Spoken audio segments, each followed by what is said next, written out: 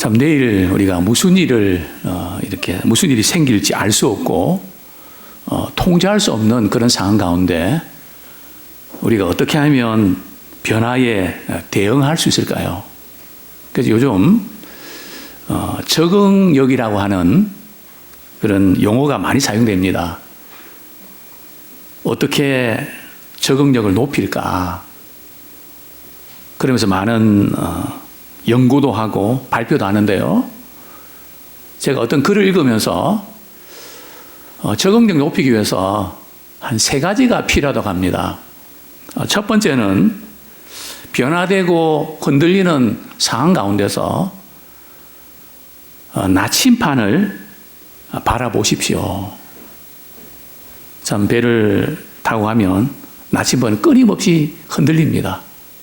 파도에 흔들리고 또 바람에 흔들리고. 그래 그 방향은 어디를 향합니까? 항상 북쪽을 가르칩니다. 이제 우리 가운데 마음의 방향이 안 잡혀 있는 분이 혹시 있다면 오늘 말씀을 통해서 마음의 방향을 좀 세팅하는 시간 되면 좋겠습니다. 참 많은 우리 젊은이들이 마음을 잡지 못합니다. 젊은이들 뿐일까요? 연세 드신 분들도 또 중년도 우리 아이들도 참 마음을 잡기 어려운 시대입니다. 우리는 마음이 흔들리게 되어 있는데 참 우리의 나침반은 뭘까요? 바로 우리는 우리 하나님을 향하는 자 되기 원합니다. 나침반을 바라보셔야 됩니다. 기분과 상황을 믿지 마시고 뚫어지게 나침반을 바라보는 우리가 되길 원합니다. 두 번째로는 위기에 처했을 때 안전지대에 도피하려고만 하지 말고 그 위기를 통해서 새로운 기회를 만들어 가십시오. 참 우리는 어려운 상황에 놓여 있다 보니까 자꾸 피하고 싶습니다. 조금만 힘들고 어려우면 참지를 못합니다. 이제 마지막 시대가 참지 못하는 시대 아닙니까? 그래서 우리는 피하기 때문에 너무나 많은 걸 잃어버립니다. 피하지 말라, 피하지 말라. 그렇습니다. 우리는 직면해서 그걸 통해서 교훈을 얻고 기회를 얻기를 원합니다. 물론 우리가 어떤 때는 안전지대에 우리가 피해야 될 경우도 있습니다. 그런 위기 상황은 그렇게 처리해야 되죠. 그러나 특별히 어떤 인간관계에서 어려움을 겪을 때 그 상황 가운데서 십자가 생각하면서 인내를 배우고 새로운 기회를 만들어내기를 소원합니다. 제가 볼 때는 사람의 역량은 얼마나 버티고 얼마나 지속할 수 있는가, 그 지속하는 힘입니다. 세 번째로 우리 적응력을 높이기 위해서는 실수와 성공을 통해서도 새로운 한 수를 배워 가십시오.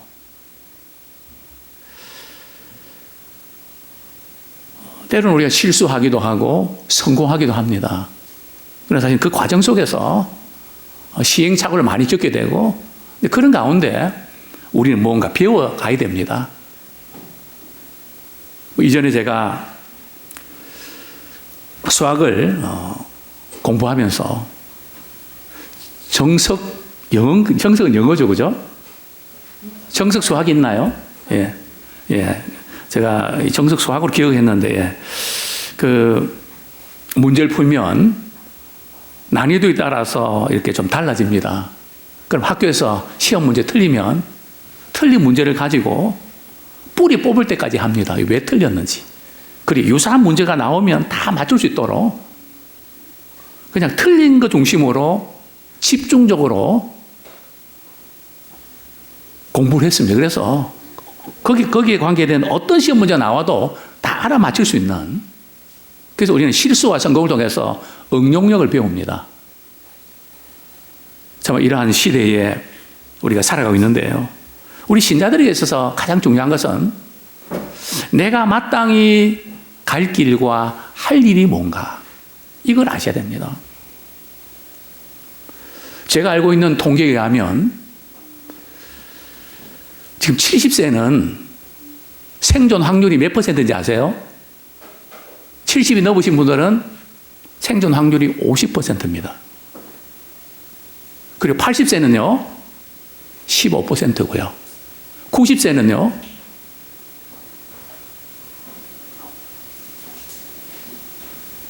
100세, 그 1% 안쪽입니다. 비교적 건강하게 살아갈 수 있는 연령이 76세에서 78세입니다. 저도 어제 이 시간 강대상에서 이걸 생각하면서 그러면 이제 만 65세, 이제 올해 66세가 되는데 생일 10월이 되면 그러면 한 10년 남았네? 근데 쓸 수 있는 시간은 몇 년입니까? 잠자고 일하고 다 빼면 3분의 1이거든요. 야, 그러면 나는 3년 동안 어떻게 살아야지? 뭘 하면서 살아야지? 내가 놓치지 말고 계속 가야 될 게 뭘까? 정신이 번쩍 들더라고요. 오늘 말씀 통해서 마땅히 갈 길과 할 일을 발견하는 자 되길 원합니다. 자, 오늘 본문의 배경은 이렇습니다. 예레미야 선지자가 활동하던 그 시대는 이제 남유다가 바벨론의 침략으로 인해서 예루살렘은 점령 당하고 많은 고위 관직자들과 기술자들은 바벨론의 포로로 사로잡혀 갑니다. 이제 유대 땅에는 얼마 남지 않았습니다. 이제 소수의 무리들만 남아 있는 거죠. 그래서 당시에 지도자들과 백성들이 높은 자나 낮은 자나 할 것 없이 예레미야에게 찾아왔습니다. 그러면서 이런 부탁을 하게 되죠. 지금 절박한 상황입니다. 어떻게 방향을 잡는가에 따라서 존폐가 달려 있습니다. 우리 예레미야 42장 3절, 2절, 3절 제가 읽어드리겠습니다. 선지자 예레미야에게 이르되 당신은 우리의 탄원을 듣고 이 남아있는 모든 자를 위하여 당신의 하나님 여호와께 기도해 주소서. 당신이 보는 바와 같이 우리는 많은 사람 중에서 남은 적은 무리니 당신의 하나님 여호와께서 우리가 마땅히 갈 길과 할 일을 보이시기를 원하나이다. 그러니까 당시에 지도자들과 백성들은 스스로 말이죠, 기도해서 하나님의 인도하심을 받는 것이 역부족이었습니다. 도저히 자신의 힘으로는 기도가 안 됩니다. 뭐가 옳은지 뭐가 잘못된지조차도 알 수가 없습니다. 앞으로 이 지금 중요한 그 시점에 어떻게 될지, 어디로 가야 될지, 무엇을 해야 될지 난감합니다. 그래서 예레미야에게 당신을 우리를 위해서 중보 기도를 해 주십시오. 우리가 마땅히 갈 길과 할 일, 하나님께서 보여주신 대로 우리가 그대로 하겠습니다. 어떻게 보면 이제 유다 백성들이 믿음에 철이 든 걸까요? 나라가 위기 상황에 직면하자 이제 정신을 차린 걸까요? 뭔가 마땅히 갈 길과 할 일을 우리에게 보여주십시오. 뭔가 잘하려고 하는 것 같은데 왠지 좀 석연치가 않습니다. 예레미야 입장에서도 또 난처한 게 있습니다. 그게 뭔지 아십니까? 예레미야 우리 7장 16절에 보면 우리 하나님께서 예레미야에게 예레미야야 너 유다 백성들을 위해서 기도하지 마. 예레미야로 하여금 기도를 막으셨습니다. 왜냐하면 너가 이스라엘 유다 백성을 위해서 기도한다고 해서 나는 너 기도 안 들어줄 거야. 그러니까 기도하지 마. 아주 심각한 상황이죠. 기도가 막히는, 기도해도 응답이 안 될 거야. 그게 왜 그럴까요? 예레미야 7장 우리 24절 또 25절 이렇게 보면 그렇게 24절에 이렇게 이유를 지적합니다. 그들이 순종하지 아니하며 귀를 기울이지도 아니하고 자신들의 악한 마음에 깨와 완악한 대로 행하여 그 등을 내게로 돌리고 그 얼굴을 향하지 아니하였기 때문입니다. 기도는 하는데 하나님께서 평소에 말씀을 주시면 그걸 들으려고 하지 않는다는 거죠. 사실 기도는 듣는 겁니다. 우리가 기도하면 하나님께서 들으십니다. 작은 신음에도 그분은 응답하십니다. 기도는 듣는 거거든요. 그런데 하나님께서 유다 백성들에게 말씀을 주시면 그냥 그 말씀을 들을 때 뿐이지 들으려고 하지 않는다는 거죠. 그게 순종하지 않는 것이 습관이 되어 있다는 거죠. 등을 돌린다는 거죠. 하나님과 등진 사람. 정말 우리 인생은 하나님을 향하는 인생 되기 원합니다. 하나님을 등지는 순간 인생에 그림자가 생깁니다. 굉장히 중요한 부분이죠. 어떻게 하면 우리가 하나님을 가까이 할 수 있을까? 어떤 성공보다 더 큰 복은 하나님을 가까이 하는 것입니다. 하나님 가까이 하면 거기 다 들어있거든요. 부모와 자녀는 가깝기 때문에 자녀에게 필요한 모든 것은 거기에 다 들어있는 겁니다. 우린 큰 것을 잡을 줄 알아야 됩니다. 그런데 유다 백성들은 하나님을 등졌습니다. 저는 이 부분에서 이렇게 하나의 원리를 좀 발견하기를 원합니다. 혹시 우리 가운데 기도가 막혀 있는 분들이 있습니까? 그렇다면 이것을 한번 점검해 보시죠. 어디가 지금 고장 났는가? 어디가 탈이 났는가? 우리 인생의 방향이 하나님을 향하고 있나요?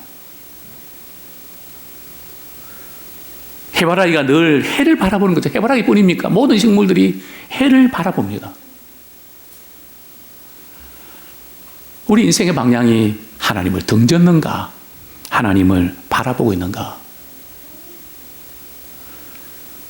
하나님께서는 예레미야에게 이 백성을 위해서 기도하지 마라. 왜냐하면 너희들이 기도해도 내가 응답하지 않을 거야. 이 정도 되면 심각하거든요. 그래서 우리는 어떤 상황에서든지 그냥 하나님을 향하는, 병중에서도 성공할 때도 낙심될 때도 주님만 바라봅니다.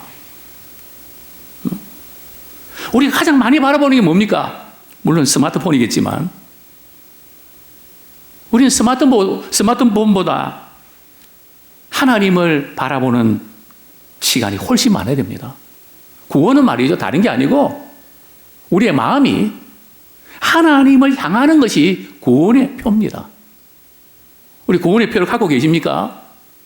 하루 24시간 동안에 참 바쁜 생활하면서 물론 하나님 잊어버릴 때도 있지만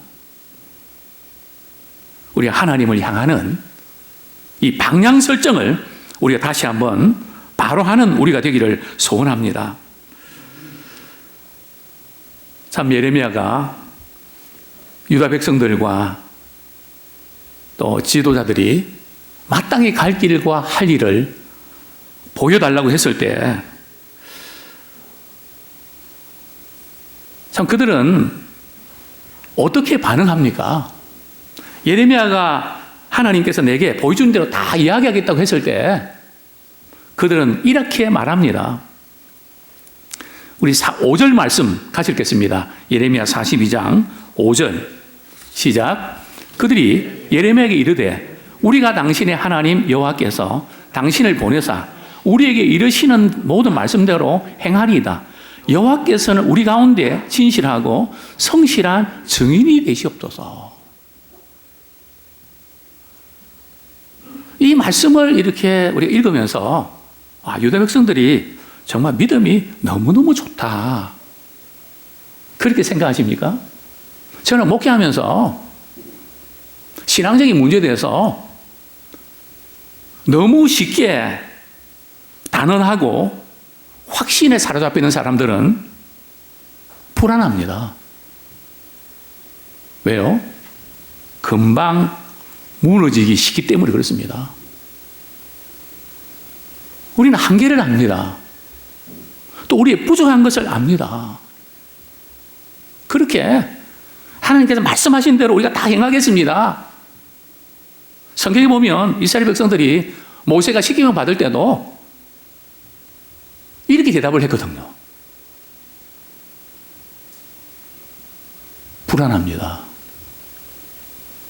이렇게 할 수 있는 걸까요? 거기다가 우리 하나님이 우리의 말에 대해서 증인이 되실 겁니다. 여호와께서는 우리 가운데 진실하시고 성실한 증인이 되시옵소서. 하나님께서는 그렇게 말 안 해도 다 보고 듣고 계십니다. 그죠? 뭐 이 정도면 믿음이 좋은 것 같은데 마땅히 갈 길과 할 일을 보여주시면 그대로 따르겠다는 말이 정말일까요? 저는 두 가지로 도전드리고 싶습니다. 첫 번째는 지금과 같이 어려운 상황에서 내가 마땅히 갈 길과 할 일은 무엇일까요? 지금과 같이 어려운 상황 속에서 내가 마땅히 갈 길과 할 일은 무엇일까요? 과연 우리는 마땅히 갈 길을 가고 있습니까? 가야 되는데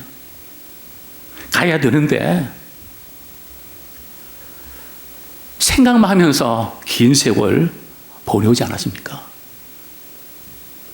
정말 한 번이라도 내가 마땅히 가야 할 길을 간 적이 있습니까? 많은 사람들이 하려고 하다가 뭐 이런저런 핑계 때문에 못하고 그래서 죽음까지 가는 것을 저는 보게 됩니다. 마땅히 할 일에 대해서 손도 대지 못하고 살아갑니다. 그저 주어진 스케줄 속에서 어제처럼 오늘도 또 오늘 내일도 오늘처럼 그렇게 살아가고 있지 않습니까? 과연 우리에게 마땅히 갈 길과 할 일이 뭘까요? 그걸 분명히 알면서도 그렇게 살아갈 수 없는 그런 현실, 그 환경 때문에 자신이 미워지지 않습니까? 저는 대기업에서 높은 지위에 있으면서 저랑 간혹 대화를 나누면서 이런 말을 합니다. 나는 내가 참 부럽다.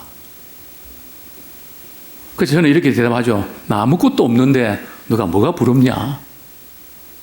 너는 세상적으로 많은 걸 가졌잖아. 또 누리고 있잖아.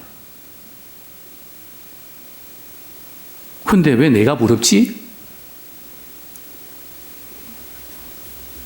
너는 부가가치가 높잖아. 나는 살아가면 살아갈수록 부가가치가 떨어지는 것 같아. 난 내가 부럽다. 그러면서 하는 말이 내가 이렇게 살아도 되는가 모르겠어. 내가 이렇게 살아도 되는가 모르겠어. 내가 이렇게 살면 안 된다는 거죠. 이렇게 살면 안 되는데 이렇게 살 수밖에 없는 현실을 바라보면서 안타까운 그 고백이 그분만의 고백일까요? 우리 모두의 고백이 아닐까요? 정말 마땅히 갈 길과 할 일은 도대체 뭘까요? 우리 출애굽기 18장 20절에 보면 이런 표현이 동일하게 사용되고 있습니다. 우리 출애굽기 18장은 바로 이런 내용이죠. 모세가 이제 이스라엘 백성들을 애굽에서 탈출시키고 이제 광야를 이렇게 통과해야 되는데 자기들께 무슨 문제가 생기면 쪼르륵 달려와서 모세에게 이것 좀 해결해 주세요. 재판해 주세요. 당시에 뭐 법원이 있었던 건 아니니까요. 그러면 모세는 그 문제 해결해 상담해야 됩니다. 판결해야 됩니다. 그래서 사람들은 쭉 줄을 서 있습니다. 장인어른이 한번 그 광경을 목격하고 자네 이렇게 일 처리하면 지쳐버려. 너도 지치고 백성들도 지쳐. 이건 효율적인 게 아니야. 그럼 어떻게 합니까? 지도자를 세워야지. 1000부장, 500부장, 또 100부장, 50부장, 10부장 세워서 효율적으로 처리해야지. 그러면서 이제 이런 권면을 합니다. 출애굽기 우리 18장 우리 20절, 그들에게 율례와 법도를 가르쳐서 마땅히 갈 길과 할 일을 그들에게 보이고, 그들에게 율례와 법도를 가르쳐서 마땅히 갈 길과 할 일을 그들에게 보이고, 이것은 오늘날 우리 목회자에게, 우리 직분자들에게, 부모님들에게, 또 우리 지도자들에게 다 해당되는 부분입니다. 우리 그리스도인들이 마땅히 가야 될 길과 할 일은 다른 게 아니고요, 하나님의 율례와 법도를 따라서, 즉 하나님의 말씀을 따라서 정말 하나님께서 우리에게 이렇게 해야 된다고 하는 마땅히 가야 될 길과 할 일이 뭔지 그것을 가르쳐 주는 겁니다. 즉 하나님의 말씀을 보여주시면 그 말씀대로 따라가는 것입니다. 그게 우리가 마땅히 갈 길과 할 일입니다. 그러려면 우리 직분자들도 우리 하나님이 뭘 기뻐하시고 뭘 싫어하는지를, 하나님의 스타일을 잘 알아야 됩니다. 그래서 우리 자녀들이, 또 우리 성도들이, 또 어려움을 갖고 있는 사람들이 도움을 줄 수 있죠. 뭐 지금은 그런 일이 없지만, 제가 장교 예비군 훈련을 받으면 보통 2박 3일, 3박 4일 하거든요. 그러면 이제 강의가 끝나면 휴식 시간 되면 사람들이 제게 쫙 몰려옵니다. 한 10명 이상이 모여듭니다. 김중희님, 김 목사님, 우리 집사람하고 내가 이런 지금 불편한 관계 있는데 이거 어떻게 처리하면 좋겠냐고. 우리 자녀 가운데 이런 어려움을 겪고 있는 자녀가 있는데 어떻게 하면 좋겠냐고.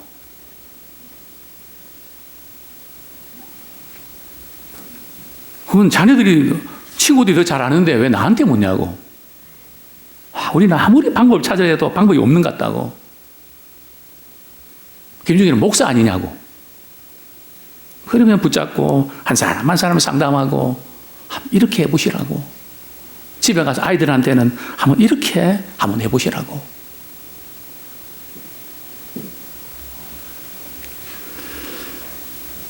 그래서 저는 예비군 훈련 갔다 오면 참 보람이 있습니다. 또 주위에 많은 사람들이, 뭐 지금은 코로나 때문에 어렵지만요, 상담을 하고, 뭐 정신병원에 있는 분들 여러분들이 찾아옵니다. 그럼 저는 상담이 다른 게 없거든요. 기도합니다. 하나님, 앞에 대화하시는 분이 이런 고민에 빠져서 힘겹게 이렇게 오셨는데 제가 무슨 말을 해야 되죠? 저는 많이 어눌합니다. 무슨 말인지 가르쳐 주세요. 기도하는 마음으로 그 이야기를 듣다 보면 하나님께서 또 필요한 말씀 주십니다. 그 말씀을 이렇게 제공하면 그분이 회복이 됩니다. 너무너무 재밌습니다. 야, 인생에 마땅히 갈 길과 할 일이 바로 여기 있구나. 왜냐하면 하나님의 매뉴얼인 그 말씀을 따라서 우리가 어떤 중요한 결정할 때에 그것을 잘 적용하는 우리가 되기 원합니다. 자, 예레미야가 이제 지도자들과 백성들에게 이제 내가 기도하고 나서 응답받으면 제가 이야기해 주겠다고 이렇게 말한 지 이제 며칠이 지났을까요? 예. 7절 말씀 우리 같이 한번 읽겠습니다. 시작. 10일 후에 여호와의 말씀이 예레미야에게 임하니. 그렇습니다. 10일 후에 여호와의 말씀이 예레미야에게 임한 겁니다. 여기서 이 10일, 뭐 짧은 시간인 것 같은데 그들에게는 굉장히 길게 느껴졌습니다. 왜 그런지 아십니까? 지금 그들이 처한 상황 때문입니다. 물론 바벨론의 침략을 받아서 모든 것이 폐허가 되고 식수도 먹는 것도 어렵습니다. 그것뿐만 아니고 또 하나의 변수가 있었습니다. 그 변수가 뭘까요? 예레미야 41장 18절에 보면 느단의 아들 이스마엘이 바벨론에서 보낸 유다 총독을 살해를 했습니다. 그리고 암몬으로 토피를 한 거죠. 그러니까 바벨론에서 황제가 볼 때는 자기들이 세운 총독을 말이죠, 반란을 일으켜서 죽여 공격이 두려운 거죠. 그래서 더 그들은 절박하게 예레미야가 찾아와서 우리의 갈 길과 할 일이 뭔지, 좀 하나님께서 뭘 원하는지 우리에게 가르쳐 주십시오. 그렇게 부탁했던 겁니다. 그러면서 그들은 우리 본문 6절에 보면 예레미야에게 이렇게 확언하죠. 그 기도 응답이 좋든지 좋지 않든지, 그 응답의 내용이 내가 생각할 때 내가 원하던 것이든 원치 않는 것이든 주님의 목소리를 우리는 순종하겠습니다. 그들의 그 열흘 동안에 참 불안했는데 하나님께 예레미야를 통해서 이렇게 말씀하십니다. 예레미야 우리 42장 11절 12절 우리 같이 읽겠습니다. 11절 12절 시작. 여호와의 말씀이니라. 너희는 너희가 두려워하는 바벨론의 왕을 겁내지 말라. 내가 너희와 함께 있어 너희를 구원하며 그의 손에서 너희를 건지리니 두려워하지 말라. 내가 너희를 불쌍히 여기리니 그도 너희를 불쌍히 여겨 너희를 너희의 본향으로 돌려보내기라 하셨느니라. 바벨론 왕 두려워하지 마라. 내가 너희들과 함께 서서 너희들을 구원해주고 그 손에서 건져줄 거다. 그리고 내가 너희를 불쌍히 여기는 것처럼 그 왕도 너희를 불쌍히 여겨서 본향으로 고향으로 돌려보내도록 그렇게 배려해 줄 거다. 이렇게 하나님께서 예레미야에게 말씀을 전합니다. 근데 문제는 그러납니다. 그렇게 하면 되는데 그러나 만약 내 마음에 안 든다고 반대로 나가면 심각한 문제가 발생한다. 우리 13절 말씀, 우리 13절 말씀 같이 읽겠습니다. 시작. 그러나 만일 너희가 너희 하나님 여호와의 말씀을 복종하지 아니하고 말하기를 우리는 이 땅에 살지 아니하리라 하며 또 너희가 말하기를 아니라 우리는 전쟁도 보이지 아니하며 낫발 소리도 들리지 아니하며 양식의 궁핍도 당하지 아니하는 애굽 땅으로 들어가 살리라 하면 잘못되리라. 핵심은 이겁니다. 너희가 유대 땅에 그대로 머물러 살면 우리 10절에 보면 너희가 세운 거 내가 헐지도 않고 너희가 심은 거 내가 뽑지도 않는다. 사실 우리가 이 잘못되면, 방향이 잘못되면 우리가 세우기는 세웠는데 자꾸 생각지 않은 거 무너진단 말이죠. 뭐 심고 뭔가 열심히 하는데 그게 뽑힌단 말이죠. 이 되는 게 없다는 거죠. 우리 신앙인들이 만약에 그 상태에 있다면 빨리 방향을, 코스를 바로 잡으셔야 됩니다. 왜냐하면 주님께서 계속 우리에게 사인을 주시는 거거든요. 우리 신앙의 크로나가 중요합니다. 만약에 그렇게 하지 아니하면 우리는 이 땅에 살지 않고 우리 애굽 땅에 가겠다. 왜냐하면 애굽 땅에는 전쟁도 없고 나팔소리도 들리지 않고 거기에 피하고 싶다는 거죠. 안전하게 살고 싶다는 거죠. 그런데 그렇게 지금 편한 쪽으로, 안전한 쪽으로 선택하면 어떻게 된다고요?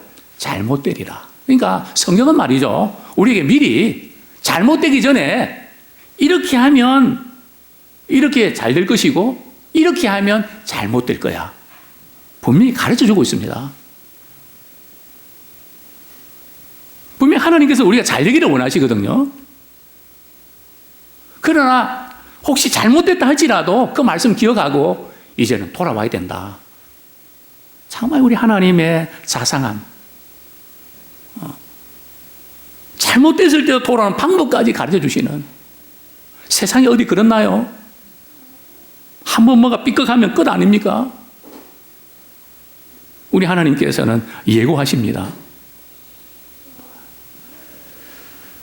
그러면서 15절부터 17절까지 만약에 애굽 땅에 만약에 가게 되면 어떤 일이 벌어진지 아니? 17절 말씀 제가 읽어드립니다. 무릇 애굽으로 들어가서 거기에 머물러 살기로 고집하는 모든 사람은 이와 같이 되리니 곧 칼과 기근과 전염병에 죽을 것인즉 내가 그들에게 내리는 재난을 벗어나서 남을 자 없으리라. 칼과 기근과 전염병. 재난을 벗어나는 자가 아무도 없을 거야. 그러니까 애굽에 가지 마. 분명히 마땅히 갈 길과 할 일을 분명히 보여주셨습니다. 자, 그런데 이제 두 번째로는 도전하고 싶습니다. 하나님께서 내게 원치 않는 것을 보여주실 때 어떻게 해야 될까요? 나는 마땅히 갈 길과 할 일이 이거라고 생각했는데 하나님께서 저거라고 말씀하실 때 차이가 생길 때 어떻게 해야 될까요? 우리 인생은 여기에 달렸습니다. 내가 원하는 것과 하나님이 원하시는 것 같으면 오케이입니다. 당연하죠. 그러나 내가 원하는 것과 하나님이 원하시는 게 차이가 납니다. 그때 어떻게 하는가? 마이웨이를 고집하는가? 로드웨이를 고집하는가? 주님의 길을 고집하는가? 그 차이입니다. 우리 성도님들 어떻습니까? 마이웨이입니까? 로드웨이입니까?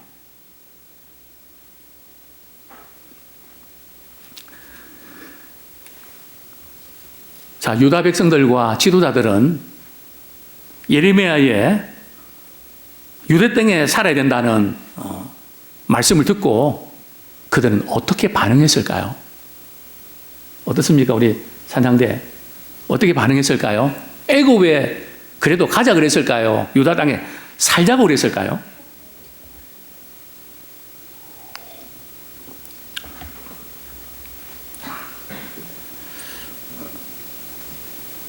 예레미야는 지도자들과 유다 백성들이 어떻게 할지를 알았을까요? 몰랐을까요? 우리 그 부분을 한번 고민을 해야 됩니다. 먼저 우리 20절, 21절 보겠습니다. 예레미야는 그들의 답변을 듣기 전에 미리 예고합니다. 성경에는 예고편이 중요합니다. 우리 20절, 22절, 21절 우리 같이 한번 읽겠습니다. 42장 20절, 21절 시작. 너희가 나를 너희 하나님 여호와께 보내며 이르기를 우리를 위하여 우리 하나님 여호와께 기도하고 우리 하나님 여호와께서 말씀하신 대로 우리에게 전하라. 우리가 그대로 행하리라 하여 너희 마음을 속였느니라. 21절 너희 하나님 여호와께서 나를 보내사 너희에게 명하신 말씀을 내가 오늘 너희에게 전하였어도 너희가 너희 하나님 여호와의 목소리를 도무지 순종하지 아니하였은즉. 이것을 지금 그들이 답변하기 전에 예레미야가 미리 예고합니다. 근데 이상하게도 성경은 예고하면 그대로 적중합니다. 그래서 저는 처음에 너무 이렇게 소름 끼쳤습니다. 아직 그들이 답변도 하기 전인데 그들의 마음을 읽어낸단 말이죠.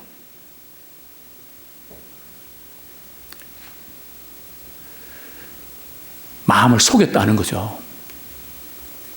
즉 마음이 어디가 있다고요? 콩밭에가 있다는 겁니다. 교회 와서는 말씀 듣고 저 그렇게 살아야지 하지만 눈 뜨고 집에 가는 순간 나는 이렇게 살 거야. Return to my way. 내 방법으로 그대로 돌아가는 거죠. 이것이 혹시 우리의 신앙의 상태 아닙니까? 로즈웨이로 돌아가야 되는데 우리는 바로 마이웨이로 돌아가는. 또 지금 백성의 우리 지도자들 가운데 우리 요하나라는 사람이 있는데요. 지도자가 이제 백성들과 함께 예레미야를 찾아올 때 우리에게 마땅히 갈리고 할 일을 우리에게 보여주십시오 하면서 결정을 안 하고 그냥 기도 응답받고 하려고 했던가요? 아니면 이미 마음의 결론을 내리고 찾아온 걸까요? 우리 예레미야 41장 17절 18절 같이 읽겠습니다. 시작. 애굽으로 가려고 떠나 베들레헴 근처에 있는 게롯기함에 머물렀으니, 그가지요. 애굽으로 가려고 하나. 벌써 마음속에 그들은 애굽으로 가야 되겠다. 딱 정하고 온 겁니다. 그러면 뭡니까? 왜 예레미야에게 하나님 뭘 원하시는지 기도 응답 받겠다고?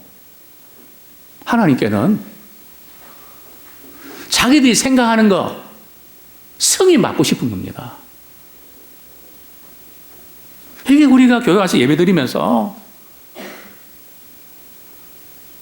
하고 있는 그런 모습은 혹시 아닐까요?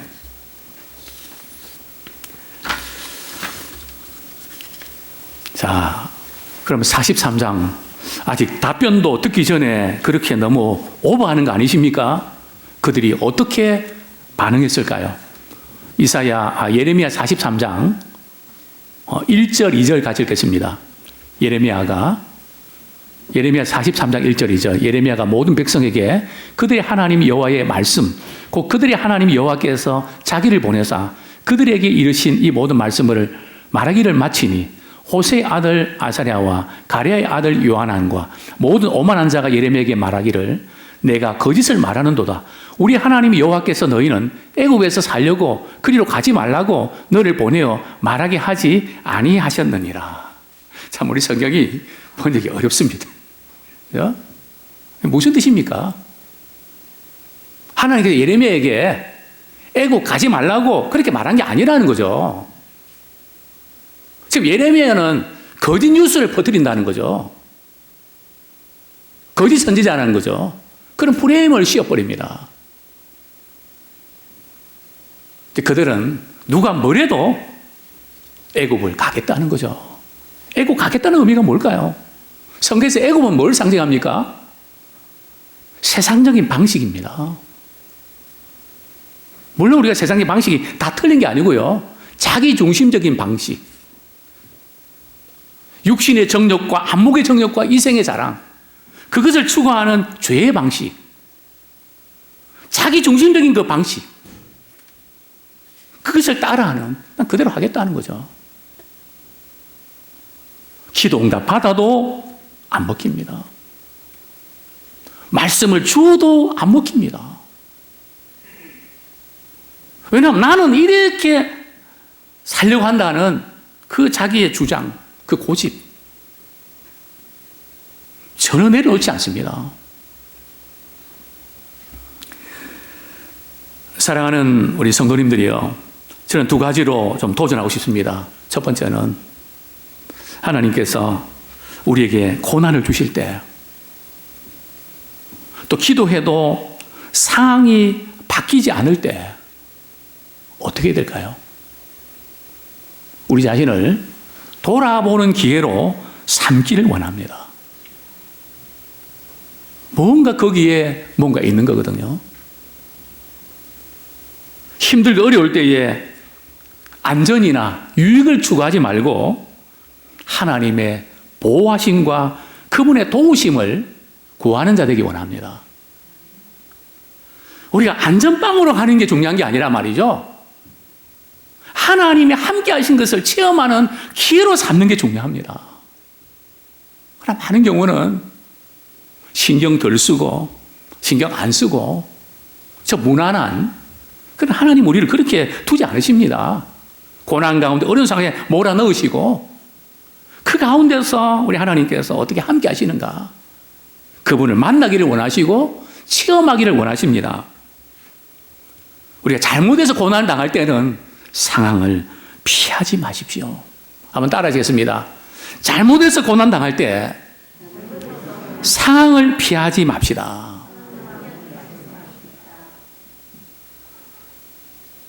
근데 너무나 많은 경우에 상황을 피합니다. 왜냐하면 피하는 게 쉽거든요. 하나님께서 그 상황을 통해서 고난을 주셔서 뭔가 말씀하기를 원하시는데 우리는 그걸 놓친단 말이죠. 이사야 선지자에 보면 그런 말씀이 많이 나옵니다. 불 속에, 물 속에 들어가도 침몰치 않고 타지 않는다. 그 무슨 뜻일까요? 그렇다고 물 속에 팍 들어가라는 그건 아닙니다. 하나님께서 말씀 주실 때에 그런 상황까지도 하나님이 보호해 주시는 기회로 삼겠다는 거 아닙니까? 그런데 우리는 아예 그런 거리를 안 만듭니다. 그래서 어떤 점에서 부유한 자보다는 조금 모자란 자가 낫습니다. 물론 부유한 자 가운데도 하나님을 찾고 그분 의지하는 믿음을 가졌다면 너무너무 좋습니다. 그러나 하나님을 의지하지 않고 그분의 도우심을 구하지 아니하면 우리는 그럭저럭 사는 것이지 우리 하나님과 함께하는 삶을 놓치는 겁니다. 그래서 우리는 그 기회를 만드세요. 비록 힘들고 어려워도 하나님이 함께하는 기회. 예를 들면 예수님 당시에 사람들이 왜 너희 선생님은 왜 세금 안 내냐? 그러니까 예수님 뭐라고 말씀하십니까? 베드로에게 너 갈릴리에 가서 고기 잡으면 낚싯바늘에 고기가 딱 이렇게 올라올 텐데 그 입을 딱 열면 한 세겔이 아마 나올 거다. 그거 가지고 반 세겔은 내 세금, 반 세겔은 너 세금 해갖고 세금 내라. 만약에 베드로가 돈이 많았더라면 예수님 걱정하지 마십시오. 한 세겔 제가 쏘겠습니다. 그렇게 안 하겠습니까? 베드로는 그 가진 것 때문에 주님의 능력을 체험하지 못합니다. 그러나 그렇지 않기 때문에 그 고기 입에서 말이죠. 돈 나오는 거 보셨습니까? 그러니까 우리는 주님이 함께 하시는 기회를 내가 만들어야 됩니다. 근데 우리는 자꾸 피한단 말이죠. 피하지 마라. 어려운 상황에서 하나님 살아계신 걸 우리에게 보여주기를 원하시는데 우리는 자꾸 피하니까 하나님 살아계심을 경험할 수 있는 기회를 다 놓쳐버리는 거죠. 지혜로운 사람은 하나님이 함께 하시는 기회를 많이 만들고 어려운 상황 속에서도 주님 앞에 기도하면서 하나님 이 상황 가운데 하나님의 함께 하심을 증거하는 자가 되게 해주십시오. 그러니까 어려운 상황이 찾아와도 두렵지 않습니다. 왜요? 하나님이 함께 하시는 기회가 되니까요. 사랑하는 성도님들이요. 우리 어려운 상황 속에서 주님께서 이 고통을 통해서 우리에게 뭘 교훈하시는지 우리가 기도하기 원합니다. 당장 손해보는 것 같아도 하나님을 신뢰하십시오. 무엇보다도 우리는 큰 것을 붙잡으셔야 됩니다. 이제 말씀을 정리하겠습니다. 인생의 참된 목적이 뭔지, 참된 가치가 뭔지,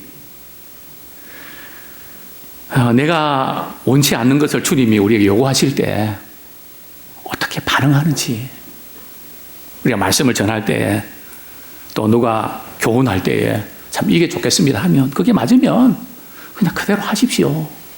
그러니까 마땅히 갈 길은 다른 게 엄청난 게 아니고요.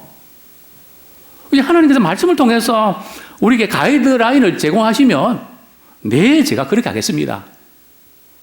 한 걸음씩 한 걸음씩 주님의 말씀에 순종하는 우리가 되길 원합니다. 지금 이 부분을 주님께서 우리에게 요구하시는 겁니다. 정말 우리의 남은 시간들이 그렇게 많지는 않습니다. 제가 이번 월요일에 그런 말씀 드리겠지만 우리 역사의 현장과 말씀을 이렇게 종합해 보면 하나님의 말씀들이 속속이 성취되는, 야, 이제 거의 다 왔구나. 그중 하나가 이스라엘 백성들이 구원받는 숫자가 늘어나면 다 온 거거든요. 이제 이방인의 남은 때 우리 같은 사람들이 예수 믿는 그것도 기회가 있습니다. 다음에 믿겠지? 아니요. 이제 우리는 믿지 않는 우리 자녀들, 우리 형제들 찾아가서 예수 믿어야 된다고. 그래서 우리는 늘 오늘이 마지막이다, 이런 마음으로 모든 것을 감당하십시오. 뭐 다음에 하면 되지, 그러지 마시고 지금 은혜 받을 만한 때고 지금 구원의 날입니다. 마땅히 갈 길과 할 일은 언제 해야 된다고요? 지금 하셔야 됩니다. 우리가 성공해서 하나님께 영광 돌려드리고 하지 마십시오. 성공하지 말라는 게 아닙니다.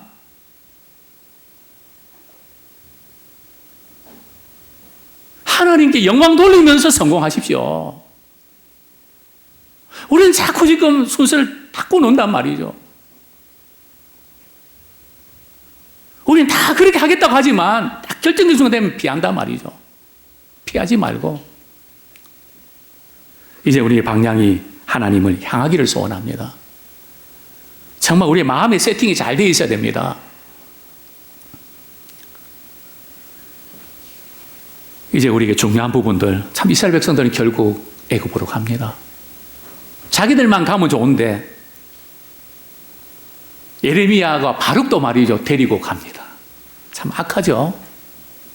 자기만 그렇게 하는 게 아니라 자기와 관계된 사람들도 그냥 끌고 가는.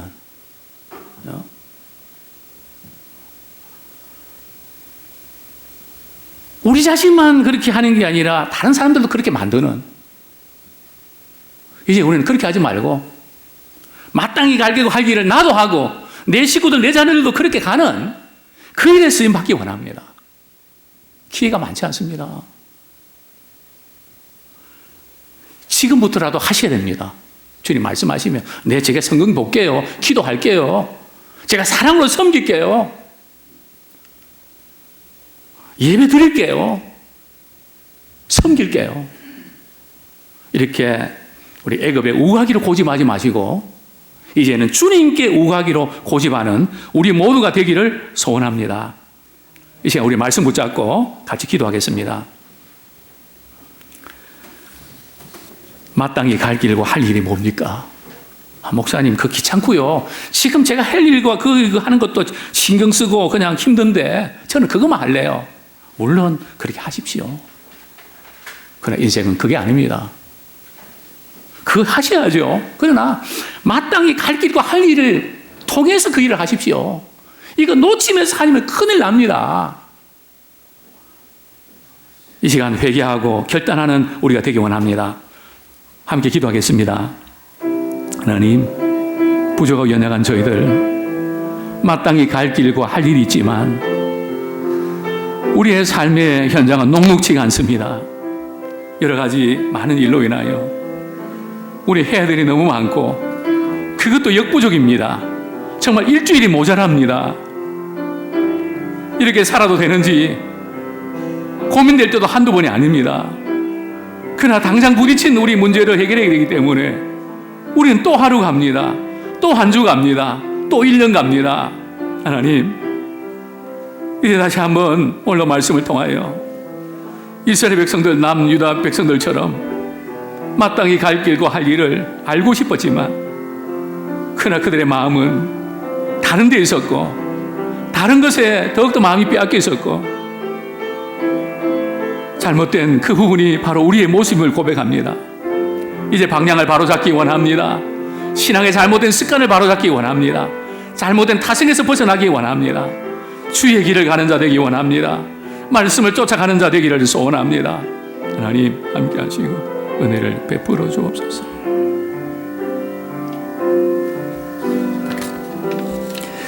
우리 찬송가 우리 549장 찬양 드리겠습니다.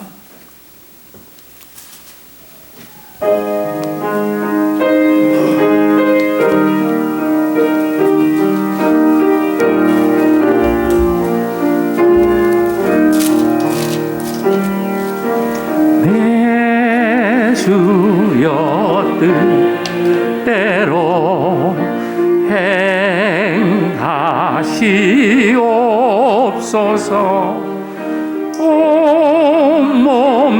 나 영혼을 다 주께 드리니 이 세상 고락한 주 인도하시고 날 주관하셔서 뜻대로 하소서. 3절 내 주여 뜻대로 행하시옵소서. 내 몸을 다 주께 맡기고 저 천성 향하여 고요히 가리니 살든지 죽든지 뜻대로 하소서.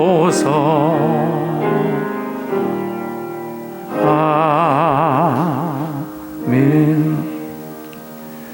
이제는 우리 주 예수 그리스도의 은혜와 우리 아버지 하나님의 극진하신 사랑과 성령의 인도 교통하심이 정말 우리가 세상에 살다 보면 세상에 매몰당할 수밖에 없지만은 그러나 우리 이 세상이 전부가 아니기 때문에 주님의 말씀의 교훈대로 한 걸음씩 한 걸음씩 내디딜 수 있도록 믿음 위에 믿음을 더하여 주옵소서. 정말 주님께서는 마땅히 갈 길과 할 일을 통하여 우리에게 복 주시기를 원하시는데 그 복을 누리며 살아낼 수 있도록 또 주님이 함께하는 기회를 우리가 만들어갈 수 있도록 결단하는 모든 믿음의 성도들 위해 지금부터 영원까지 함께 하시기를 축원하옵나이다. 아멘.